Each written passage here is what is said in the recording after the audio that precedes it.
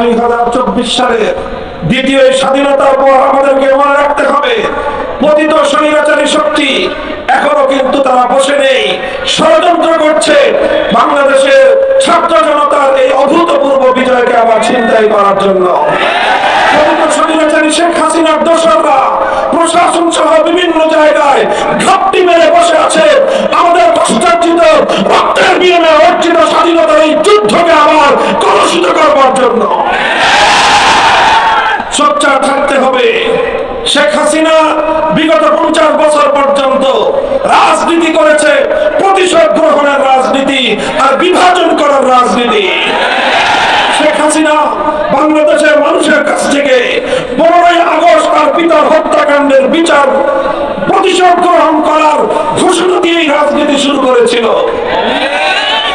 কিন্তু তার পিতা 71 সাল থেকে 75-এর 15ই আগস্ট পর্যন্ত বাংলাদেশের 30,000 মায়ের কোল খালি করে 30,000 যুবক সন্তানকে গুম খুন আর হত্যা করেছিল। সে কথা শেখ হাসিনা বেমালুম ভুলে গিয়েছিল। একতরফা প্রতিশোধ পরায়ণতার কারণে একটা মানসিক বৈকল্যের শিকার একজন মানুষের নাম শেখ হাসিনা। আমি বলি, আওয়ামী লীগের নেতৃবৃন্দের বিচার হওয়া উচিত শুধু এই কারণে যে এইরকম একজন মানসিক প্রতিবন্ধী সাইকো রোগীকে এত বছর ধরে এদেশের মানুষের কাঁধের উপর তারা বসিয়ে রেখেছিল।